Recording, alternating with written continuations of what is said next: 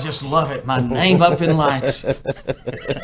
I always am anxious to see what the background's going to be or what are you going to say when we come on the air. There it is. Pretty simple stuff today. Yes, indeed. Actually, my name, it's one little deal down there at the bottom. You get the big billing. Oh, yeah? Yeah. I look at the camera. I focus on watching the camera. Train my eyes. I still watch the monitor way too much. See, like right now. Look at that. We're a little off center. Yeah, I know. Well, we're always a little off center. Half bubble off center. That's what my dad used to say. That's Coach Sandy Burnett. There, you look at Star working her. Oh man, I'm getting dizzy. Boy, yeah. Pardon me. Where's my bag at? Here it is. I may need as we welcome everybody into the Brownwood Lions Coaches Show. Sammy Burnett in the studio with us. How are you, sir? Carl, I'm wonderful. How are you? Man, I'm good. We got a lot to talk about today. We do have a lot to talk about. A little bit of everything. Let's start with baseball, softball. What do you think? That's a great idea. Our girls traveled to Lampasas last night. Lampasas had a little home field advantage like we did, I guess, and won the game, close ball game with a walk-off home run. So they're in a situation where if they win Friday, they've solidified a playoff spot, if I'm not mistaken, against Gatesville. And if they don't, they're still going to be battling to keep that, 17? Well, this would be the 17th straight year. We've made the playoffs 16 straight seasons. You know, I've seen them play a couple of games at home. I'm sort of trying to, every once in a while we get them where they're both playing at home, but if we have a team staying at home, I'm trying to stay there and watch that team. If we don't have either one at home, I'll travel to one of the two. So got to see a couple of their last home games. I thought they're playing well. They're playing better. Just doesn't seem like their run output is what it was maybe earlier in the season. So hopefully those bats will wake up, and I think Annie's doing a great job of throwing strikes, and they're staying in ball games. But if they can, score 3 or 4 more runs, average a game, I think that's going to put them over the top. So hopefully they can do that come Friday and get a win against Gatesville to solidify that playoff spot. On the boys' side, sort of the same way. It seems like the last couple of games we've been a little lethargic with the bats. I say that I don't want to speak out of line, but I used to coach baseball, watch that a little bit. I just think that we have a little bit more that we could be doing to put more runs on the board. Thought we should have beat Lampasas and gave them an opportunity to stay in the game, and then sort of looked the same way last night. Hunter Day, I thought, pitched a heck of a ball game. Dominant on the mound, exactly what we needed. We played defense behind him for the most part, had a couple of mental lapses that gave them some opportunity, but Hunter kept digging us out of the situation, and ironically, it was a bases-loaded situation that he dug himself out of, hit a comebacker to him. Instead of just tossing the ball to Byron at first, he decided to run and try to beat the runner, and little did he know that runner was pretty quick, so he wound up being safe. They scored a run, and then, of course, pick up a base hit right after that and go up 3-2 against us. We bounced back in the bottom half of that inning, made it 3-3, and then Chris Hobbs had a heck of a night with 3 base hits and 4 RBIs, and stepped up in the bottom of the 7th. We got bases loaded and runners on second and third. They bring Owen Hunt singer in the game, and this is where I think their coach made the biggest mistake of the night. Me too. Absolutely. Owen's a great hitter for us and has proven all year long he's hit the ball well. Last night he was off, and they had a little lefty that was giving him fits, and he really looked bad at the plate a couple of times. Not knocking Owen, just saying the pitcher is really good. So I think as an old baseball guy, I'm going to take my chance on getting him out. Then I'm going to put the guy that's got 3 RBIs for the night on first, and I'm going to back my middle infielder up and let's play for a double play and see if we can't get out of an inning, play up on the corners. But he didn't. He went ahead and walked Owen, and Chris had all the confidence in the world, stepped up there, drove another ball to right center, and we won the ball game with a walk-off. Yeah, so. You're exactly right. The VZ kid was pitching well, had 8, 9 strikeouts. He had struck out Owen, who's a great player, twice in a row. He brings in this other pitcher, and I can tell in the warm-ups, he's all over the place. Yep. But they go ahead and intentionally walk him. I said, this game's over. We're going to win this game. Yeah, I think they took themselves out of the opportunity. That we had no outs. Yeah. Like I said, you take your chances with the lefty on lefty. Maybe you get Owen once again. Now they got 1 out, and you can walk Chris, who's been our manufacturer of runs all night. Everybody saw that. Yeah. And then you take your chances against Byron. Maybe he hits into a double play, or, you get a hard ball in the corner, you throw it home, you still got a chance. But I don't like to question coaches, but because Scott and I both were looking at each other and said, what are they doing right here? Yeah, I don't question coaches much either, but I was thankful that he made that wonderful. That was a great decision on our part. As soon as they brought in, I said, we're going to win this game. There's no doubt. stuff is going to work out, and it did. And with that, we're now in third place with a big game at Gatesville. Yeah, so our girls Friday. will play Gatesville at home starting at Senior 5. night, by the way. 5 o'clock, and then 6:30 with the varsity. And our boys will travel to Gatesville to finish that 3-game series with them. Let me tell one other thing about Hunter Day. If you remember the top of the 6th inning, tied at 3, they get the leadoff runner all the way to third with no outs. Struck out the wrist. Bam, bam, bam, bam. Yeah, and then he Unbelievable. in the next inning he went strikeout, ground ball, strikeout. He Yeah, pitched so good. he pitched really well. That's 2 games in a row that Hunter has pitched really I thought good. you know, I'm always critiquing. I sat there in the back, right in the back, sort of in the line that you are. I sat on one of those picnic tables and watched home plate the pitcher. I thought there's a time he was getting fatigued and he wasn't going to be able to finish, but he gutted it up, man, and he threw a great ball game and kept us in it. Our kids thrived off that, played behind him. You know, Tippy had Chris Hobbs. He had a great night at the plate. Oh, you know, 4 RBIs. great senior leadership and by both of them, and helped them propel our team to a victory. So that's important. Yeah, this game Friday is just as big. I mean, a win, we're solidifying. We've already clinched the playoffs with a win last night, but we could solidify at least third place. Right. Boy, did you see Stephenville shut out Ace and Lampasas 2-0 last night? Yep. Stephenville's pitcher Bryson Dill, who we have not faced this year, is their ace.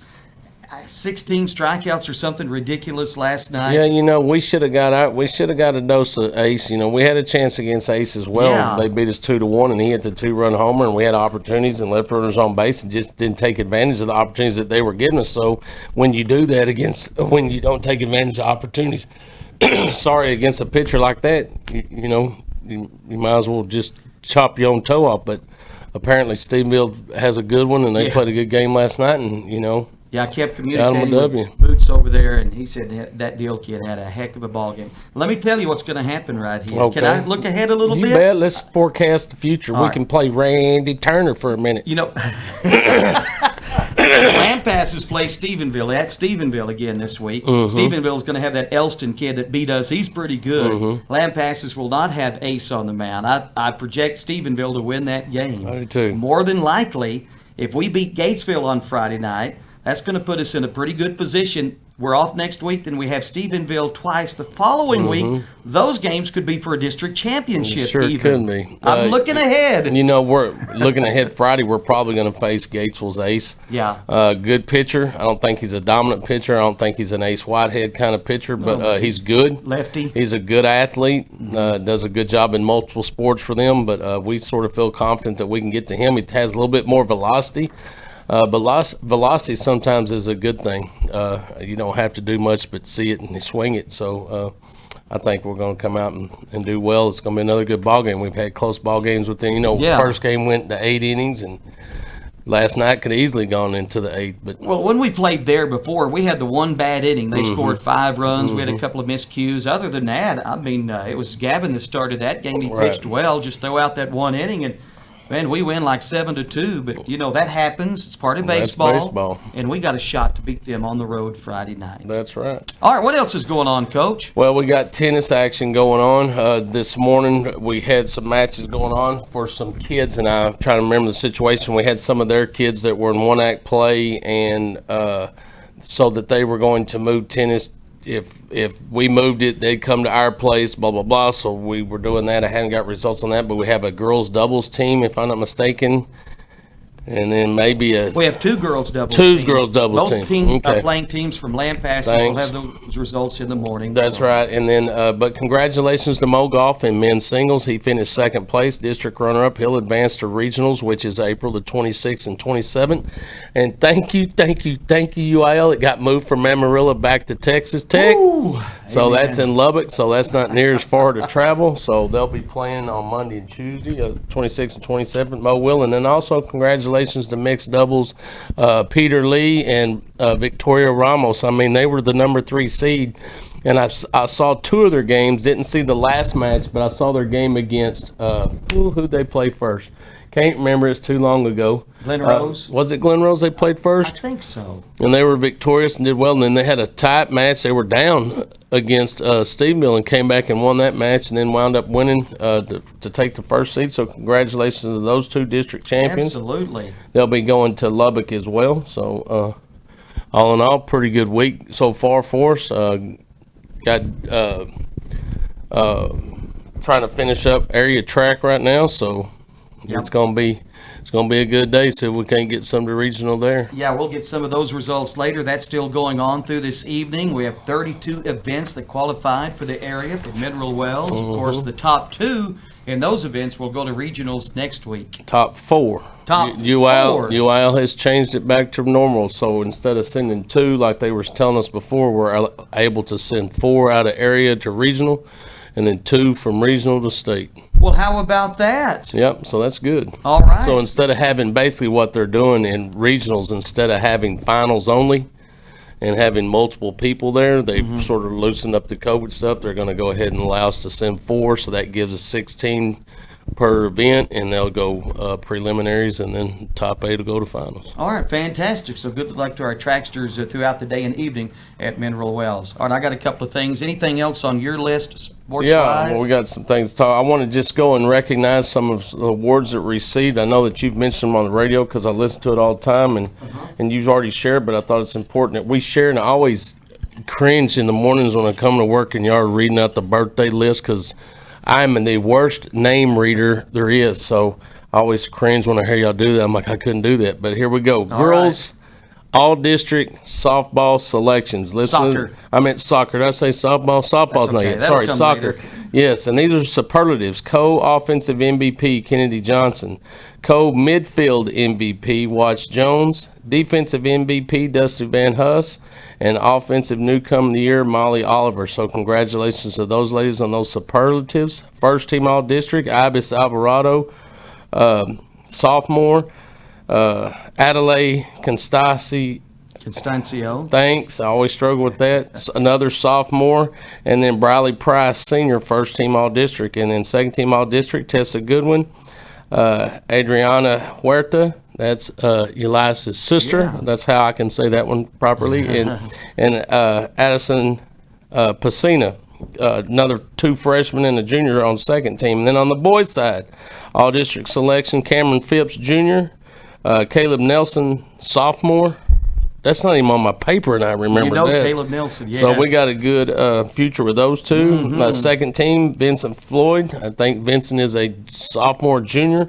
And then Adam Salcedo, and then honorable mentions, Tony Valenciano, Dryden Anderson, and freshman Colton McMillan. I just want to say, the boys, plenty of youth there, but the girls, that whole list you read, only 2 seniors. Yep. I mean, Oliver's a freshman. She had an unbelievable year. Kennedy's a freshman. Watts Jones is a junior. She'll be back next year. Dusty is a senior, right? But yeah, this is going to be and then Price is a senior. Other than that, this is going to be a pretty special team next year that Alexis is going to have. I'm going to predict right now big things for soccer girls. They had a good season this year, but next year I think they got good great things going. They got great chemistry. They love their coach. She loves them. You can tell they play hard and got a bright future. Oh, there's no doubt about that. In addition to that group, just flops into my head is Reagan Ratliff, who is a freshman, if I'm not mistaken, who played good defensive line for him. But she was new to the district this year, so we got a lot of good things going in girls soccer. And the boys are young too, so that's the future's bright for the boys too. All right, you want to mention this golf tournament? I do. Again? I got a couple of things. Remember, the wearebrownwood.com is where you go to register for the Brownwood ABC Club and Brownwood Athletic Fundraiser, which is going to be May the 22nd at Brownwood Country Club. Go to wearebrownwood.com to register. On the 21st, there will be a silent auction / supper. I don't know really what to call it, where you purchase a plate. That will be at Teddy's Brew House. If you want to do that, you can go online, wearebrownwood.com. You can go to the supper. You can go ahead and do the supper and do the golf tournament. You can purchase a table. You can purchase a team. You can do both. It has options. You just click a button. The link will come down and you go select what you want to do. So make sure you sign up for that. We weren't able to have the golf tournament last year because of the COVID restrictions.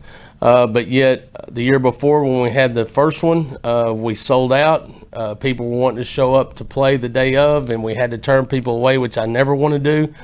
So make sure if you want to be involved at that, which I encourage you to do, that's to raise funds for all facilities and equipment needed for all kids, boys and girls throughout our entire program, high school, junior high.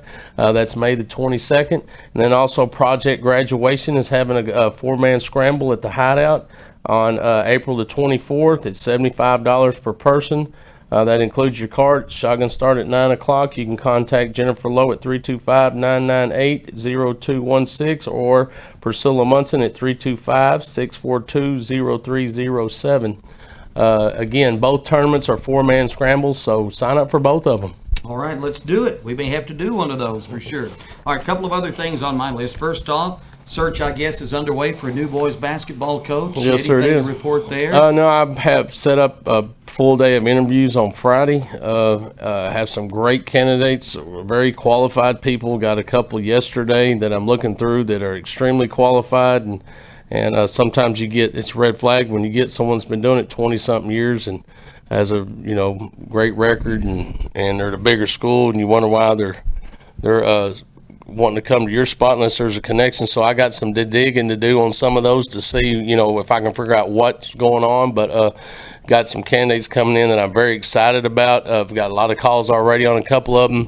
A couple of them I know, so it's going to be good. I think we're in a great position. I think we're going to have a great selection to choose from, and we'll find the best fit for our kids and for the program and for our community, and that's what's most important to me. And it's someone that wants to come and stay and build a program or continue the program that Nader started and just pick up from where he left off, and let's do it for a long time. I have no interest in those that want to come for a year or two. That's right. Long term, says Coach That's Burnett. right. And I tell you, whoever inherits and gets that job is going to inherit a pretty good team, a freshman team that had a super year with kids coming up. Yes, sure the are. future in boys basketball is pretty bright. Yeah, I too. just walk Kinsler and Moss in front of them, and Yeah. they'll probably start slobbering. 6'5". Wow. Anyway, yeah, so keep us posted on that. I sure will. All right. We didn't get a chance to do this. I know you wanted a little bit more time to reflect. Dallas Houston, of course, announcing his retirement last Friday. I know you've known Dallas for many years. He called your games when you played at Brownwood, baseball and football, and, of course, the past 3 years in football. So I just want to get your thoughts on Dallas. Well, I'm already struggling. I told you it's going to be a struggle for me. As I reflect back, and a lot of people can do this, and I've had a lot of conversations with people. I grew up knowing who Dallas Houston was because I heard him on the radio all the time. I heard him talk Brownwood Line football, and then as a youngster, I would emulate his voice or try to emulate his voice as I'm out there playing with myself or playing with my buddies. And as you grow up and you just get used to Dallas being there, and he started calling our baseball games when I was in high school, and still have tapes of him calling the games and some things that happened throughout the course of the games and our football games, and then going on and graduating and talking to other people even in college, and just telling people, have you ever heard of Dallas Houston? And of course most people have, and just idolizing him. I mean, he's the voice of the Brownwood Lions. I'm 52 years old, and he's all I know. And then having an opportunity to come home and to have a relationship with him as an adult, and some of my most memorable times are us sitting down and just having one-on-one, and I cherish those times. But he'll never be replaced, ever. You can't. How could you? He's been doing it for 58 years. You'll do a great job. We'll find someone to step in for him. I know the most important thing is not our selfishness, but his health, and the decision by him and Linda for him to retire is for his health, and so that he can get back on the right track, and he's doing that. And for him to have whatever time he has on this planet, whatever the good Lord gives him, it to be quality time, and maybe he can relax and watch a game without having to call it. And but for a young person like me that grew up, I mean, in my era, I grew up in the Dallas Houston era. I mean, I'm 52 years old. He did it 58 years. He's all I know. It's going to be different, and it saddens me because we were truly blessed. Well, there's no doubt about that, and we will certainly miss him. Linda's been by his side all this time. No doubt. He will tell you if it wasn't for Linda, then things probably would have gone the other way for Dallas. There's no doubt about it, and he wouldn't have done it this long either. She's been by his side for a long time. Absolutely. All right, thank you for your reflection and thoughts on Dallas. We spent 13 years in the booth together and traveling together, and all the great stories, and I will certainly miss those for sure. He would tell the same stories over and over, but I would laugh just as hard at those same stories because they're always funny. He's quite amazing. I haven't even talked to him yet. I don't know. I won't be able to do that right now. Well, you will eventually. He called us on Friday and got to visit for a little bit. But Dallas, we're thinking about you and Linda, and it's all about getting your health better now, and Amen. And enjoying and having quality of life. Yep. And getting out to the ball games and watching as a spectator, as he said he is going to do. Yes, and he probably will enjoy the heck out of it and probably tell us, man, why haven't I done this a long time ago? He already told me he's going to be at that Lampasas game. He's going to heckle you out there on the side. Yeah, he will too. Believe me, he will. You know what? I got to tell this story. All right. The first year when I was blessed with the opportunity, the first year, we're going through transition. Kids are learning us, and we're learning them, and we had a tough schedule, and we had some great kids, but it's that first year is always the hardest. It's always a struggle. Well, we're not doing too well, and I go up to the press box for the after game interviews, and I think Dallas is gonna love him a little bit. Nope, boy, he don't hold back. Oh, no. He calls it how he sees it. And he was throwing jabs, and I was ducking and diving. I was like, Carl, come on, man, you gotta give me a little love. I'm just standing over there. Yeah. No, but he right. always called it how he saw it. It was awesome. But Yeah, I'm no like, sugarcoating with yeah, Dallas. That's But right. that's what we love about him. I'm telling you what. You respect that. Ain't no though, doubt from about it. somebody. All right, Coach. Man, great stuff today. Do you have anything else? I do not. All right. Let's thank those. There we go. There we go. I thought you had something else to add. I want to finish with Dallas right there. I'm good. Me too. Let's thank those that make this show possible. Auto Glass Magic, Avalon Custom Homes, Bruner Auto Group, Syntex Body and Paint, Syntex Equipment Sales, Citizens National Bank, Dan Hill Container, Dr. Bon Young, Dr. Pepper Bottling Company, Edward Jones Investments, Hendrick Medical, Howie Enterprises, Humphrey Peets, Landmark Life, MC Bank, Painter Johnson Associates, Smith & Sharp Agencies, Sonic Drive-In, Stanley Chrysler, Texas Bank, Weldon Wilson Electric, Western Bank, and Willie's Teas. I do want to thank you for getting the kiddos in this past Monday. Zach and Jalen, good luck to them at track and Mineral Wells, and be listening for updates later on today. Derek Stuckley is there, brownwoodnews.com, and we'll have more results on tomorrow's sports. Yes, I'm going to do my best to try to get maybe Victoria and Peter in, let them visit with you a little bit. Maybe Mo, I don't know if I can get their schedule worked. I'm going to try to get them in, let you hear from those kids. And got to see Peter yesterday afternoon. He was like pumped up because, like I said, they were number 3 seed. No one was expecting them to do much do much more than number 3, and they just went and wrecked shop. So congratulations to them. I do know Scott McDaniel last night on the during the game kept talking about Peter and Victoria. He knows Victoria and her dad. He worked with her and had some really good things to say. But I would love to get them in the studio. That would be great. Maybe if you can work that out. I'll do my best. All right, Coach. Thank you. Round. Have a great day, Brown. Oh, yeah.